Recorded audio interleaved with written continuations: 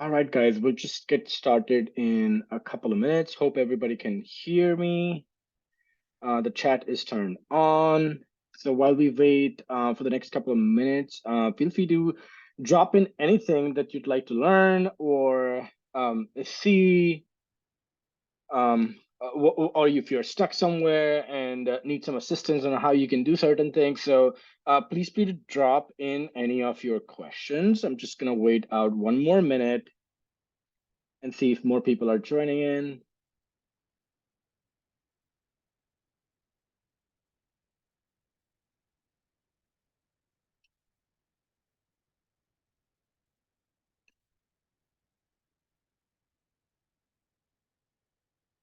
The chat is on for everyone. I believe it is. Yes, it is. Yes, great. Okay. All right, guys. So drop in some questions. Let's see what you guys want to learn, any pressing things that you're working on and maybe need help with, or anything that you're pretty much struggling with, or just any general questions that you guys have. Feel free to drop it in. I see many of our power users are here. A few new faces. Welcome, everyone.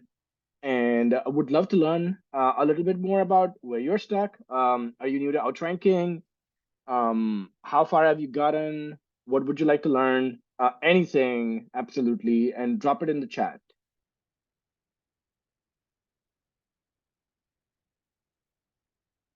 If there's any keyword or any type of content that you'd like me to create content around, happy to do that as well.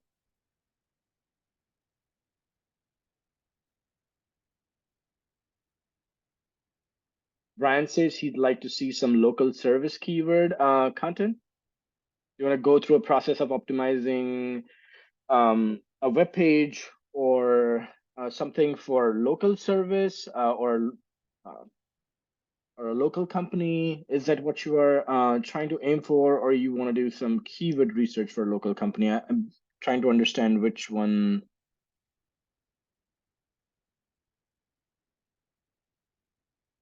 Hey, Eddie, good to see you. All right, guys, come on, don't be quiet. uh, New doc with local service keyword. Okay, great. All right. I'll start with that. Meanwhile, and then if you guys have more questions, you can ask, and we can go about doing that as well. Okay. So let's create a new. I want to do some keyword research for this, right? Like, so do you have a keyword? We can do roofing contractor, or we can do dentist, or we can do personal injury lawyer in certain area, right? Like, there's many of those keywords we can do. So happy to pick one.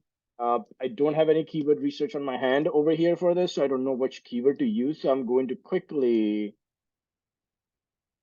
go to any keyword research tool here and just quickly uh,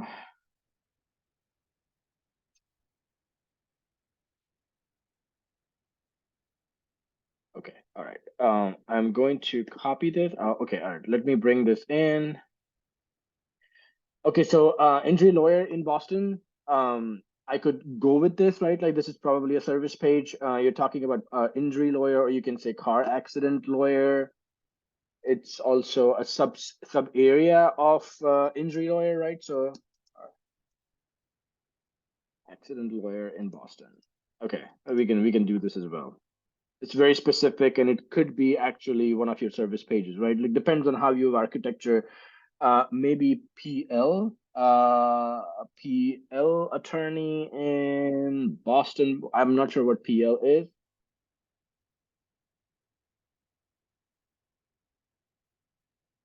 Uh, I'm not sharing my screen actually, right? Like, so, okay.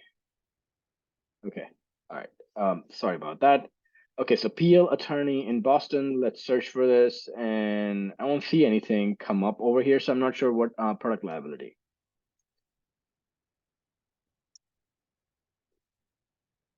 Liability. This are not going to be in Boston. And I can just tell you from why. So these are very specialized attorneys, right? Like you might not find one exactly in Boston, so that's why you probably not going to get one. But if you regardless wanted to do an optimization for it, you still can. Okay, so we can see that product liability engineers like keyword difficulty is very less. It doesn't matter whether you are in Boston or not. We can optimize for Boston, but this is most likely going to rank for many other cities as well. So, okay, all right, let's go through this. I'll put product liability attorney, and in advanced setting, instead of using location as United States, I'm going to use Boston, Massachusetts. Okay. So what's really happening here, right? Like, you would see that any keyword research tool that you use, you'll not get city specific data. Like what, it's impossible to for a keyword research tool to gather information just from Boston area or maybe even a a town like Easton or Brockton or something like that, right? Like it's very difficult to do that. So well, all keyword research tools will only provide you data for the country, right? Um, Now, how do you go about optimizing it for local? So you can put in Boston, or you can put in your city, or multiple cities if you'd had in mind, right? Like, or you just start with one city and then you could add and optimize for multiple cities in the same document. But I like if you're targeting a local search, and there is no local keyword information available anywhere, what do you do, right? Like, so you you start targeting the primary keyword that you have, but exclude the Boston out of it or the city out of it and use it as location. What this will do is that it will help you optimize your content for Boston primarily, because the SERP data and the ranking and the competitors and everything that will be pulled out will be based on that location data. And hence, you will optimize for local search, but you're still targeting a keyword which does not have directly Boston written in it, right? So that's something to consider. Now, let's go ahead and create a new document.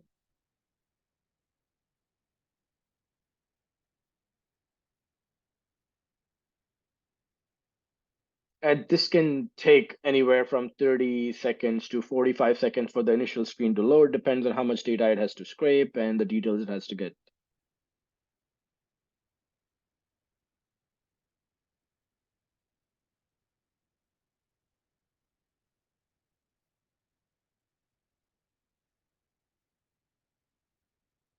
While we are at it, don't stop here, right? Like if you have any questions, feel free to drop it in. I'll start addressing them later on. Okay, all right. So we can clearly see that a few people made it to that Boston spot, right? Like Boston product liability and attorney, best Boston MA product liability attorney, a liability lawyer, product liability, defense product lawyer, right? Like this is many things that we can do here.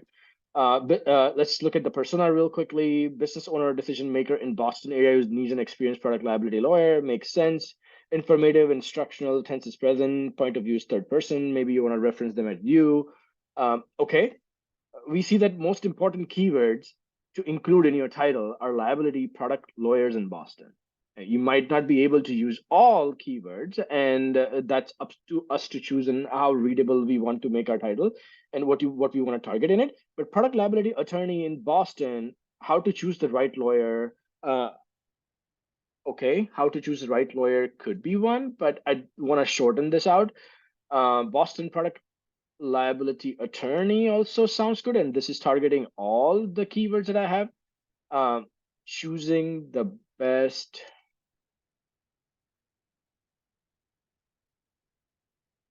lawyer. Yeah, just I don't know. Maybe modify this to be a little better. But what I essentially do is I would go and I would look at the words to target in and the length of the title that it needs to be, right? Like, so it needs to be 60 characters, and I want to keep it under that. Otherwise, this is going to be cut off. Or maybe even a couple of words will cut off. Like Google is experimenting with this and seeing how they can present this pixel data. So I've started noticing that Google will cut off more than it should in many cases in showing the title. So you want your punchline to be in the very first few words, absolutely, and then target all the other keywords. So instead of targeting Boston at very first, right, like this is not something that I would do here. Product liability attorney. in Boston.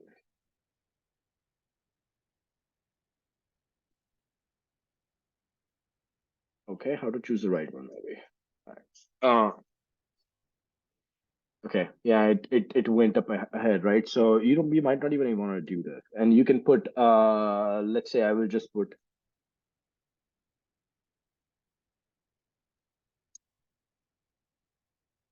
I'm just putting a random attorney name that I know of, right? And maybe like so like I'll try to optimize a little for your brand as well. So we're adding the brand a name over here. We say product liability attorney in Boston, right? Okay, this is my title, and I can see like it's optimized for what I need it to be. I can reduce it, I can optimize it further. It's really up to you how you want to do this, but I try to keep it under 60. If you have to go over 60, I'd make sure that the most important phrase or information is in the first 55 or so, and then you can add more keywords to it to target. Totally up to you. Now let's go ahead and create uh, an outline for this particular page. And this is more like a service page, right? So your outlines need to be more sort of aligned with the service page. So outranking can sometimes give you outline in form of an informative content.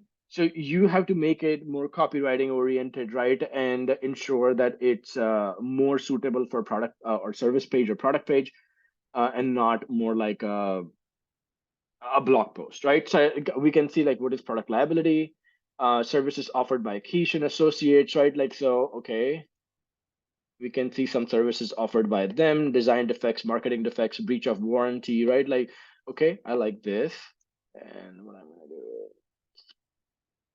definitely we can move the FAQs right or not. Okay, and let me move it here. I'll just change this Control C right now. Uh, would it say how do I prove liability in Massachusetts? So that's a different case, right? Like so services offered by it, or like this is actually a different section. How do I approve liability in Massachusetts defect product case? So this comes with having some sort of expertise in the area, right? Like I did not know obviously, and hence we have this over here, but I would not replace this. I'll just keep it here and rephrase this probably, and try to have this all of it added in here. So here, delete this, minimize this, and here. So how do I prove liability? How to prove?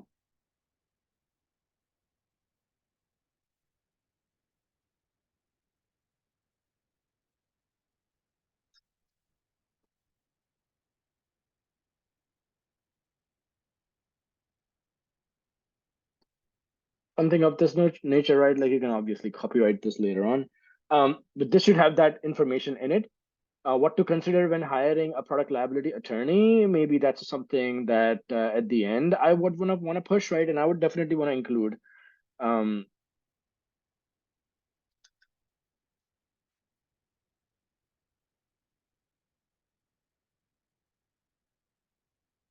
defense services, right? So liability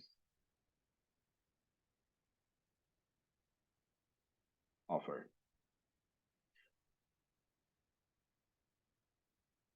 I don't know if like this is defense or you'd want to write something else, right? But you want to elaborate on the services you are going to offer.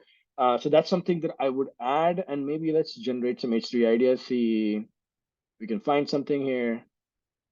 Oh, there we go. Manufacturing liability, defective product claims, right? Like this is great. And outline, this is generated using the understanding of SERP data. And that's why like GPT cannot replicate some of these things, right? Like why do you get such good outlines over here? The outranking is using custom trained model. And you can narrow this down as to, whatever your use case is maybe, and whatever you offer here, what to consider. I would definitely, because this is a product page, you don't want to like numbers and long headings and stuff like that, right? Like, so you can reduce this as well, and go from there. So let's see, like we have 13, 14, 15. Like this is crazy, right? Like you might not need all of these. You might also want to add like a case study or something like that, right? Like it's totally up to you. But let's keep 5 over here for right now, and it depends on what you're working with and what your client is doing and the services they're offering. You can expand this. Okay, so this is 5. The services offered. How do you prove product liability in Massachusetts? Is something important that you might want to mention. What is product liability? You can have something like that. There might be more copywriting stuff that you have to do actually as part of building out this page, right? Than just SEO. So I'm thinking this might be more like a content brief that you'd give out to a copywriter, right? But if you are the one who's creating this, then you are going to have to do a certain amount of copywriting and understanding of what a service page or how a service page should be structured over here. Okay, let me take a quick question here before I show a few more details on this page. How would user factor into keywords you're targeting? I don't think an average person needs a PL attorney is going to search for PL attorney. Well, exactly not, right? Like they would probably not know a product liability attorney is even a thing, right? Like most people might not even know, and that's why I did not know.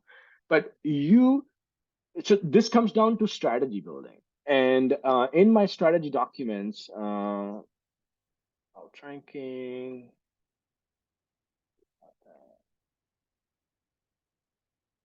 strategy. I would like precisely laid out how you want to structure, like how do you want to go about finding these details, and which is actually knowing the core areas and expanding upon the core areas. Um, and this is the research that you have to do prior to coming up with the content ideas. You just can't randomly start writing about things, right? And that's what I'm saying. Like blogging and blog writing could essentially mean the same thing. They're written differently. SEO content writing could also mean AI writing, or vice versa, or fusion of both.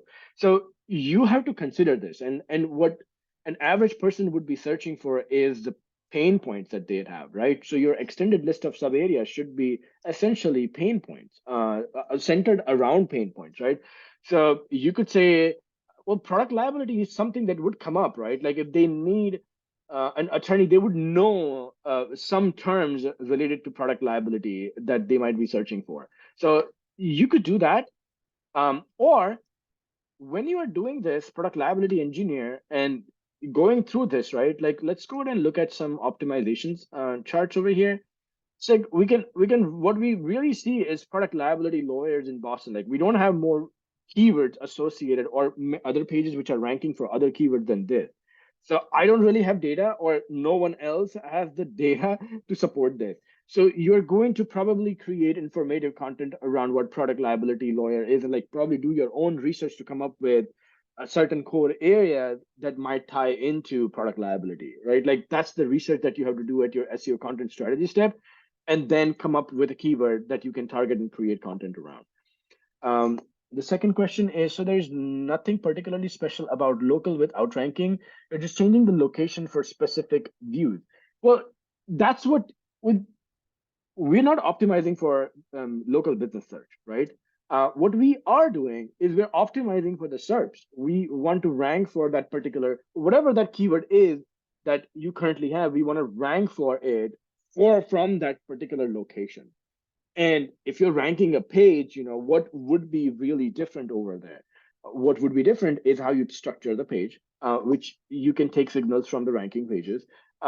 You still have to meet the core NLP requirements and unique content requirements and all of that, right? Like, so there's nothing different over there for location besides targeting the right keywords at the right places. And for our title, so you can see here, we targeted Boston, although our keyword did not have Boston in it, right?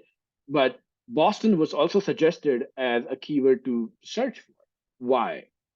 It's because we're figuring out like that you're trying to rank for Boston, although your keyword doesn't have Boston in it, the pages which are ranking for it have Boston in it. And that's different for local. So what you'd essentially see quite significantly different for local searches when you're optimizing your title and your content is that many of this, you have to pay closer attention to NLP here because many of the keywords will align in the NLP to your local search terms, and that's why you have to optimize for those terms better. But essentially, there shouldn't be any other difference, right? Like you're pretty much trying to do the same thing, but for a specific location. So optimize for that specific location by gathering details on the pages which are ranking locally for that particular destination. Does that make sense? I wanted to show a couple of more things over here for those of you who are new and want to see what really happens after you have a perfect outline. Well, how do you know you have a good outline? Is when you have an outline and you go to your optimization factors and you check for the things that most of your ranking pages are covering. So you can see that Boston is not mentioned in any of my uh, any of my headings or any of my H2s and H3s, right? So I'd want to optimize that in my content. That's pretty much it, right? Like, so I have covered pretty much everything else here, but Boston is not. Now let's go ahead and look for search terms. There's only one search terms in search term that I essentially missed. I've not added Boston. So if I was to add Boston at the right place, maybe it should, uh,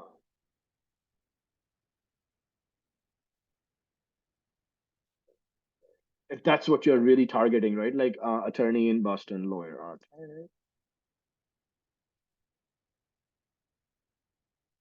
Okay, there we go. So you can see that your outline improved, right? And this is a niche case where we don't really have anything because we are targeting Boston. So the keywords related associated with that are not many. But if there are semantic terms, then this should have brought it out. That's what I am trying to refer to when you mentioned about local search. If there are different set of keywords, like for example, product liability, lawyer, Easton, Brockton, I don't know, New Hampshire, which are all around the same area, and there was a page in SERPs which was ranking for it, then it would have pulled out the semantic terms and asked you to optimize for it. But there are none, and hence it is showing the ones which are available, which is Boston. But so now you are optimizing for two keywords. One is this, and one is this. This is an additional keyword that outranking pulled out, which is more likely to be associated with what you are trying to search for here. Okay, let's say you have a good outline now. Now it's the time to prepare for either the first draft, or if you are writing it yourself, right? Like you can just go to the editor. But if you are writing this content yourself or giving it in some form of a ready state for an actual lawyer or someone from the firm to look at it and polish it, they could have given you some brief, right? Or they could have given you some reference pages, or you can use your own reference pages. Doesn't really matter. If you don't have one, then we'll use reference pages as the top 20 ranking pages as the source data to do the research and pull out the details that you'd want to write around automatically using AI. But if you want, you can add more keywords or you can add more URLs, right? So you can say, let's go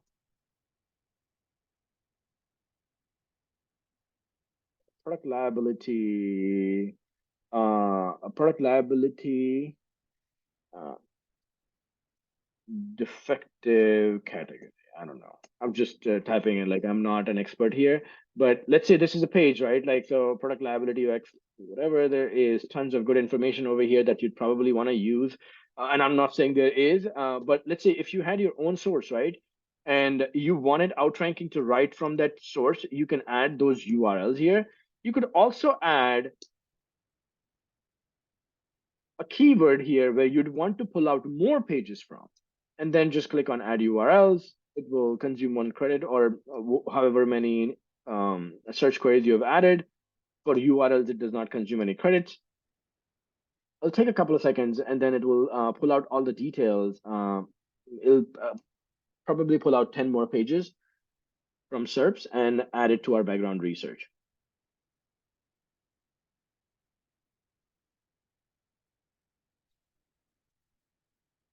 And don't worry about the duplicate URLs. It will automatically remove the duplicate URLs. Okay, so while this is gathering, okay, so it added many URLs and you can identify them by seeing that there's no ranking ranking number on each of this URL. So these are other background URLs that we will use as part of building out our content. Okay, now once you have this, the next step is to for us to generate the first draft. We are in the AI writing first draft mode, but if you were creating a brief for a client to fill in the details, you can take the brief route, and I will show you how you can do that as well. Let me take a quick question here before while we generate the draft. So I'll just click on generate the draft. If you intend not to generate the draft and write this yourself or use other tools to write it, doesn't really matter. That's totally fine. You can do that by clicking on this and making sure that you don't generate a draft for it. So let's go ahead and generate the first draft. And I will take the question until the draft is generated. Yeah, that makes sense, which also means that if you're building a directory, you would just change your location for the same search term for all the locations you want to rank for. But otherwise, nothing particularly unique, at least with OR, as you're targeting local search for each locally. Yep.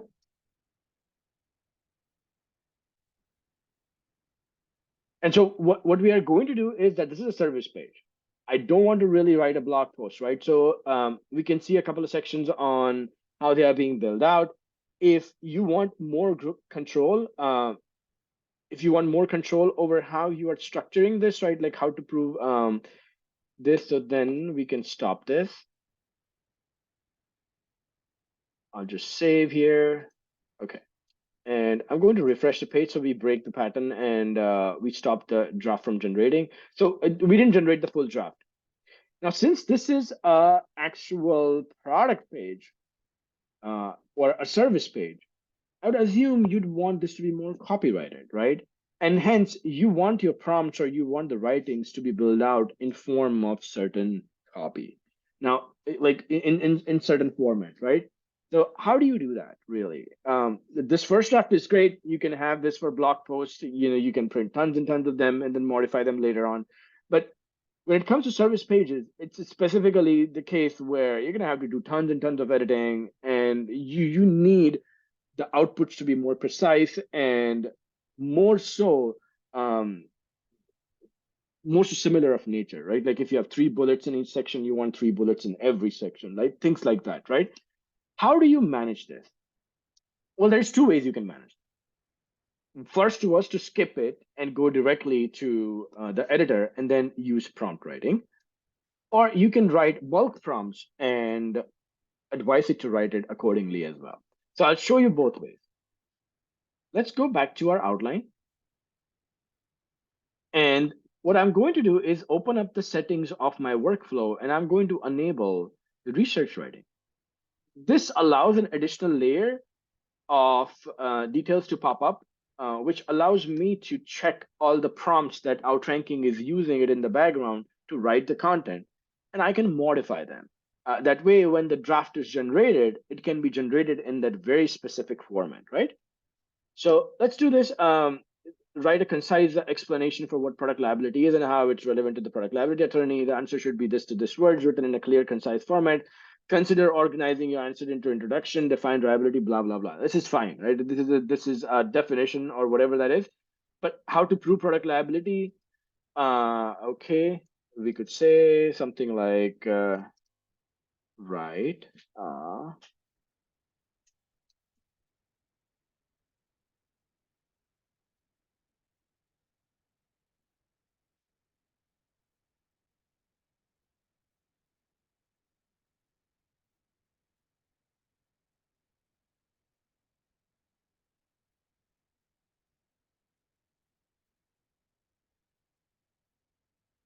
How it can lead to product liability in less than 50 words.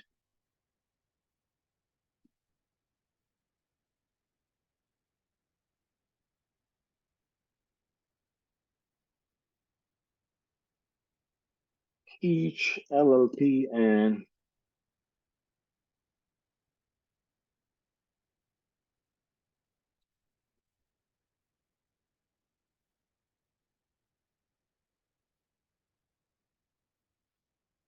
mitigate these issues, right?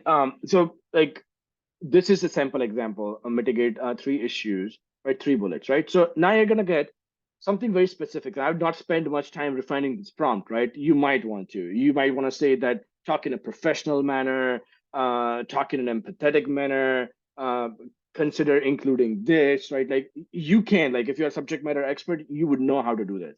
But what I would do now is I would copy and paste this over here, my design defects, right? So I'm going to change this to,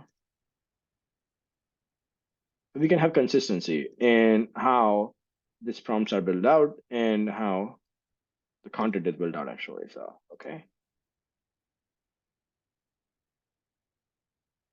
I'll just put in all four sections so we can demonstrate this here. And, okay. Again, I'm not a subject matter expert, right? So don't mind me talking about utter garbage, right? Like I don't, I'm not a lawyer by any means or anyone close to knowing anything about this. So, anyways, let's generate the first draft, and we'll just click proceed.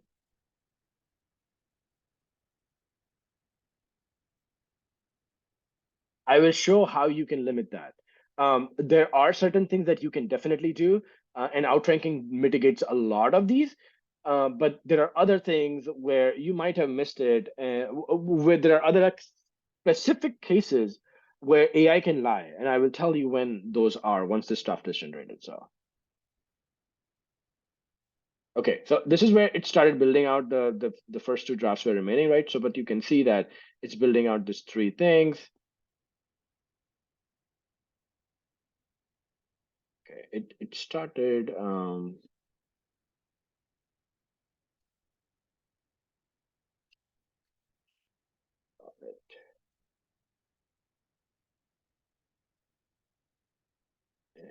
Let me delete this again altogether. Go to my verify research, make sure that this is correct. Okay, all right. I'll just delete all of these so we can set this from here. I'll delete this here, generate the first draft, proceed.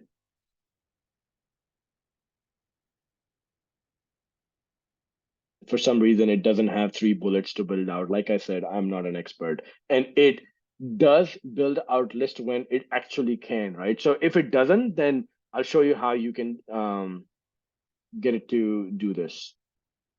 Now it is doing the second part of the research and it's going to go like this. Okay, there's three, there's three.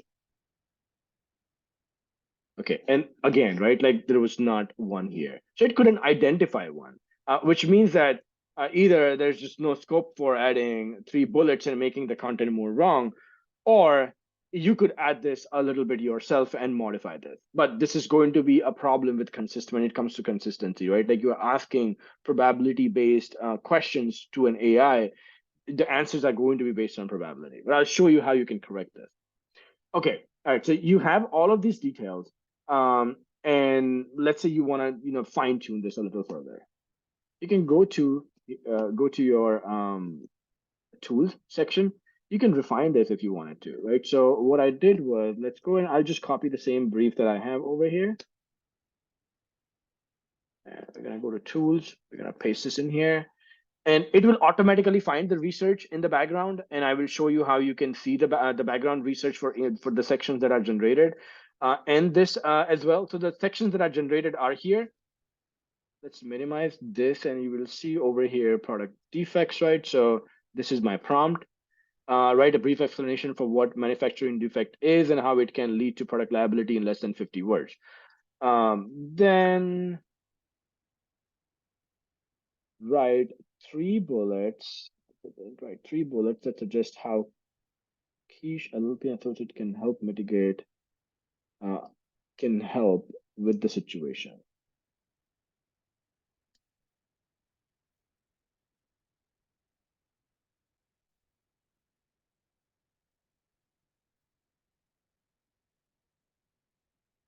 Okay. Then I will just write again here. It should automatically insert it at the end. Okay, there we go. I gave us exactly precisely what I wanted over here, right? So you can make this adjustment either from your sections tab, or you can even generate a new prompt altogether. These are the sources where it got the details from, and you can also see the details of the sources mentioned in here, which outranking automatically pulled out. If you feel like you want to replace these details by something that you have in mind, then you can paste it in here and regenerate that particular section as well. So it's modular approach to building out the content. Outranking is not going to build out the complete draft based on understanding of each and every sections. That's not something that will give you very factual information or correct information. Um, on the question that Stefan had as to when can AI lie, right? Like, so if there is very little detail or there is no detail as to give it for reference, and that's the case is when it's going to lie more often than none. So if you want it to be more on point, make sure that data that you provided is good enough, right? Outranking does this mining of data from as many as 15, 20 URLs automatically, but many cases you just don't have good data. And even in those 20 pages, you're writing about information that is not covered in any of those 20 pages, right? In that case, I would go and add the details in and generate the section based on that. That way, it writes exactly what I want it to write, or has an understanding of what I want to write about.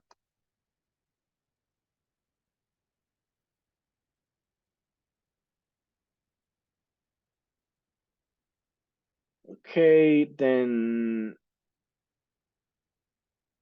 okay. What often helps with OR is prompt specifically begin, then. Yep, yes, I definitely right. So that's why I said I didn't spend much time in refining my prompt, but the prompts that I use on daily basis, right, like they are excruciatingly long and specific to my use case. And that's what I would prefer you guys do as well, right? Like if you want to build your own prompt library and go around using those prompts for factual research and things like that, you can click on slash and it will open up the prompt library that you have. You can click on add and you can add your own prompt and make it public if you'd like it for people to use, or you can just use it yourself, right? But you can use this ready controls that can be automatically used to create a prompt. So I could say, right,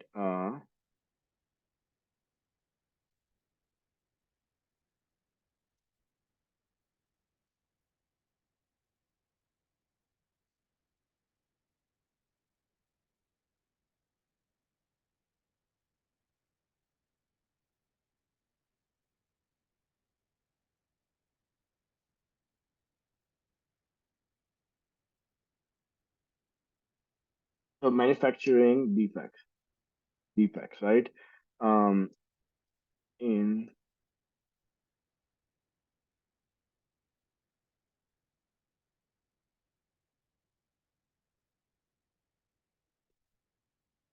in an ordered list, or I could say 3 point bullet, right?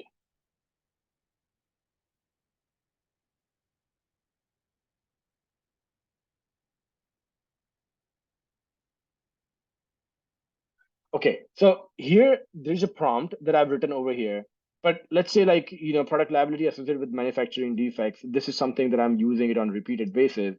What I'm going to use is subsection, right? And I'm going to save this. Okay, all right. So let's search for this prompt, right? And I have this particular prompt. I can just insert it in here and it will use manufacturing defects over here, right? Now I can go back down over here.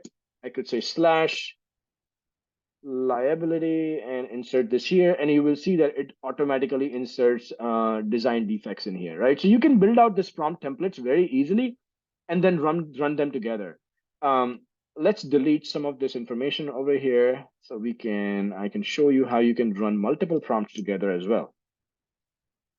So you can skip the first draft process, come over here and add all your prompts and generate everything together as well. So let's delete all of these.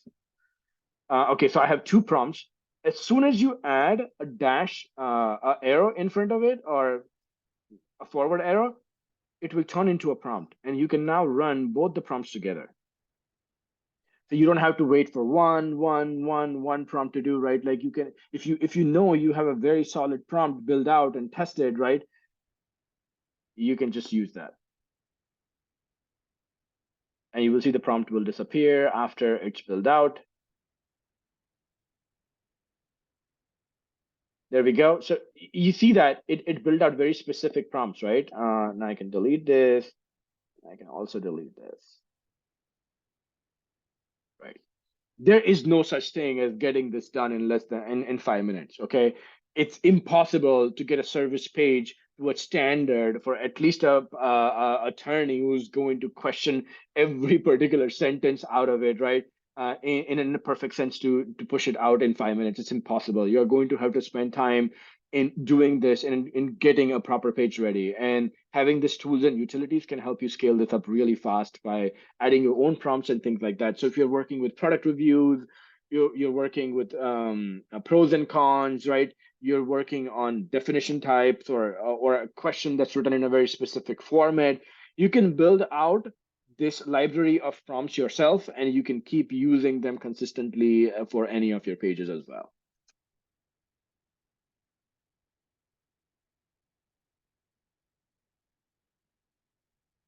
How will deleting the source to product liability firm competitors affect ranking? I am not sure I understand that question, Brian. Can you rephrase that?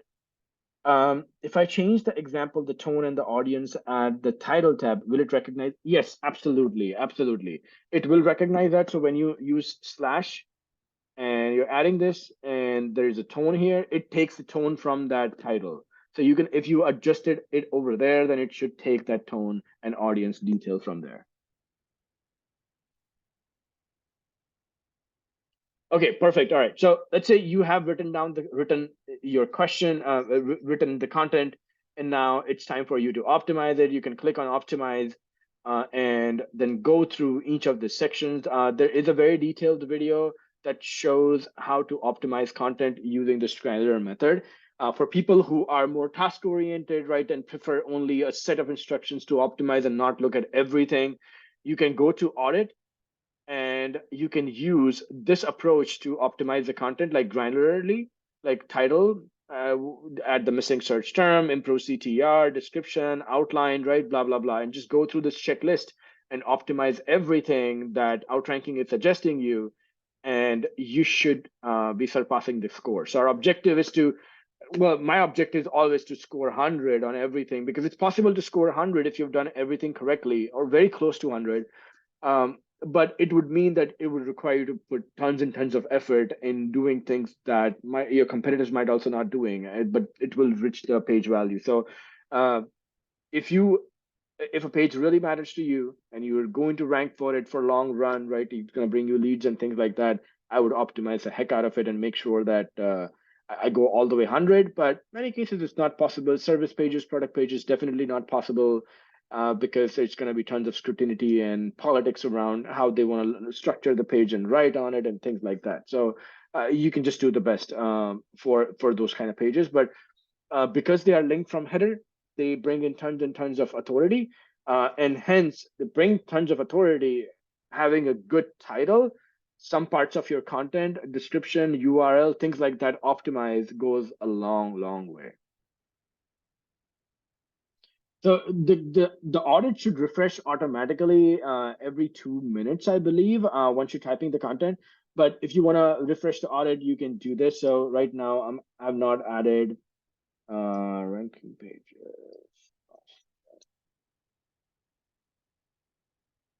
Missing search term. I've not added something in here, but anyways, here. So it will go away, right? Like once the requirement is met, it should go away. You can just refresh it by clicking on refresh over here. If you'd like to refresh the whole data for the entire web page, like let's say you created the content, you published it, it's been 6-7 months, right? And blah blah blah. Now you want to audit this page again. You can find this page in your documents. Open the site. Sorry, never mind. Click on it. It will open up the site panel. Just refresh the data over here. and it will fetch all new data, all new ranking details, and everything for this particular keyword, and reassess the entire page that you've written.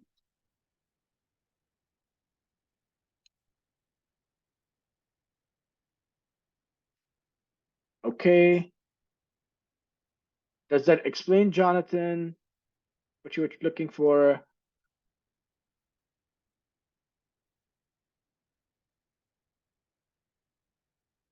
All right.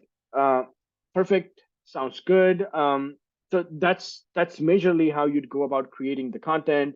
And once you finally have everything, you can publish the content.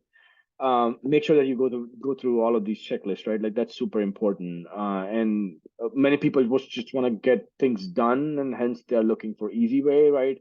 They are going to be like, oh my God, I have to do all of these. Yeah, if you want to rank, right, and you want to rank in a predictable way, then you are going to have to. And then click on publish, get whatever source detail that you want for this particular page, and you can just publish it after that. We've also added Google Connector over here that was launched in the last release, where you can get a Google link at the current moment. In the next minor update that we're doing over the weekend, it will automatically sync data to your Google Doc as well, or at least prompt you when there's a discrepancy in data between both the documents and what you want to do. So that will be also automated to a great extent, so you can work with your teams and easily facilitate this. Um, that's about it. Any other question, guys? Like, there's tons of other features that you could be using for productivity. I'm not sure if you are doing it at scale or you're just doing it yourself. But are there anyone here who work with teams, who work with multiple people, or you assign documents to them multiple ways? There's editors, there's publishers, right? Like, if there is, then I can definitely give you a couple of tricks there as well.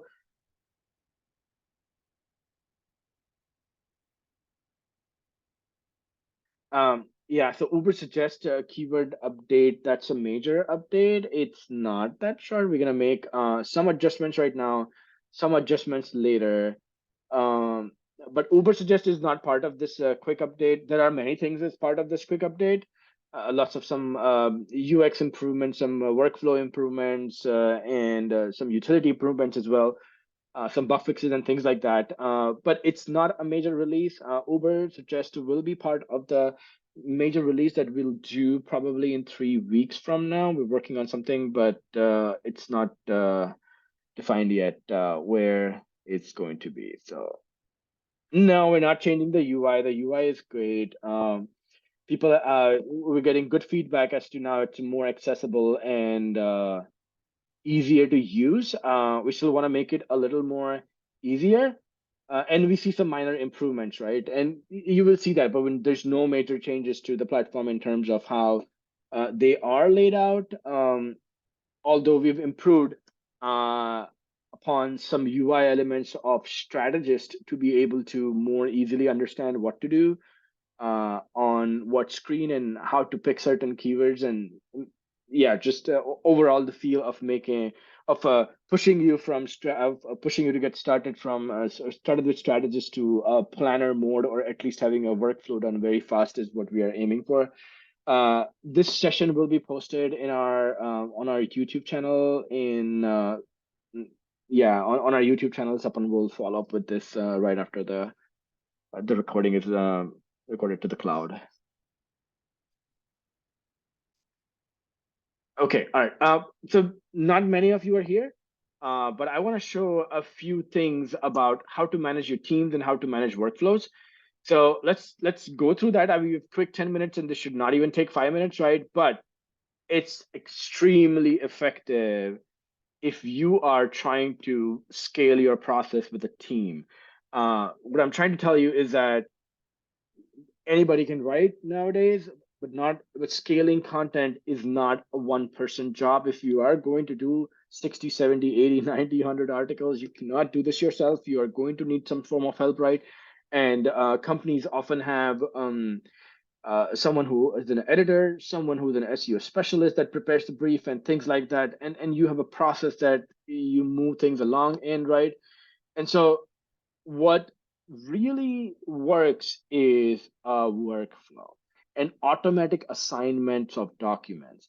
Um, this can totally change how fast you get things done. And literally, I'm telling you, if you are working with a team and you use this technique, you're going to save at least 10 to 20 minutes of your time every day by automating some of the very critical things. So this is the process. Like this is a sample process that I have in Outranking for my homepage, right? How do I control this panel? Right, I might have different writers that I assign them to after my content brief is done. Only one person is probably optimizing it. There are probably the review happens randomly or things like that. Like, how do I really manage this, right? So what you can do is you can open up your settings. You can go to statuses first thing first. There are some system statuses that we have added which you will not be able to delete, but you can turn them off or on if you're not using them. But if you're using them, you can turn it on. Now, let's say this is the custom one that I've added, right? And I want a status to assign a specific user. As soon as my first draft is ready, let's move this. As soon as my first draft is ready, I want to assign it to a writer, one writer, right? Like, and I am working with probably three writers, so I want to see how things are progressing. So I will say writer one, and you can put the name of the writer, right? So everyone's aware of where these documents are moving. And then I can go to my settings. I can open up one of the ones and I can select save. So now what will happen is when I go to my dashboard, I see writer one. There's no currently document assigned to the writer one, right? Uh, as soon as I drop this content in here, just see what happens. The document was automatically shared with the person. And so now it's in their queue, and that once they're ready, they'll be able to move it to the next one. Um, that's this is like totally automated. Now imagine if you have connected your Google Link doc, right? Like, and you have a publisher and you work with 10 other people, they're all going to be notified with whoever is in charge of this particular task is going to be notified, right? Like when that happens, and they will get a link to Google Doc as well as the main link to the doc, both in their email. So you don't have to gather the resources. You don't have to create chats and things like that to let them know that hey, this is in queue, or assign it into any other project management tool. Although if you're using other project management tool, you can just copy and paste the links over there and create your own projects. Okay, now not clutter your workflow and your Kanban view. What you can do is, let's say you want to remove this particular document from your screen. You can just click on the status and move it to done. And done is invisible, right? It's invisible here, but it's still here. So you can move it to done, and it should be moved. So this auto refreshes currently having some issue, but yeah, so it's moved out of the window. So you can manage this workflow from here and just kind of keep using it. See what's your priority, what's not. You can also assign priorities if you are not working with it. You're working with multiple writers, you assigned them multiple uh, documents, and you want to also assign a priority for them. You can say high, low, and that way they know which one to target, which one to write first and which one to write second. That's about it. That's a quick overview of how you'd manage your team in outranking. You can also assign them multiple statuses as well. If you want someone to be involved as part of it, you can assign them multiple statuses, and they will get access to them as well.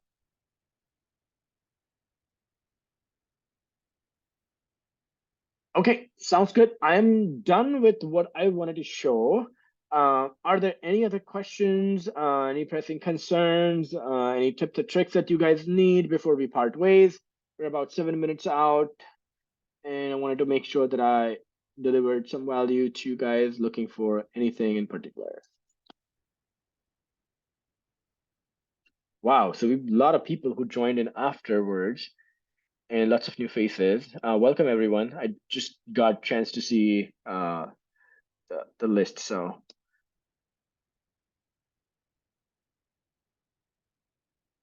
Showing how you prompt on screens. I can, yes. I can. We did one session, right, where we build out one of the prompts for this, and I'll show one of the prompts that I recently built out. But the prompts are crazy, and you're going to prompts work great if you are writing certain types of pages again and again, and you want your process to be scaled, right? Like you can number them and things like that. But this is what my prompts usually look like. I don't want to write thesis. I'm not going to write like, 5 paragraphs on it to get something done, because then I can just go in and edit the content myself. But I will definitely do prompt session. Let's plan something in 2 weeks, right? Like I will get something on calendar, and we'll probably promote that webinar and get a prompt writing session done. So I will go through how you can organize your prompts, create prompts in your library, add them, and what you should be looking for in adding the prompts and things like that. Yep. What are your thoughts on how Google will show SERP 6 months from now? It's going to change. It's going to significantly change. Some in a good way, some in a bad way. So what I am looking for is that no business would want to cannibalize their revenue by offering services that are essentially scrubbing away their revenue, right?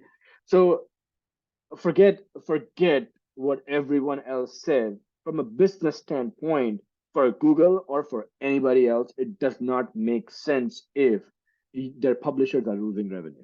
So just keep that in mind, right? Um, with that said, I do think the structuring and the layout of Google will change. But the amount of information that they show would also be limited. So you have to actually click something and expand upon it. What I do think is going to open up new opportunities because more pages are going to be shown.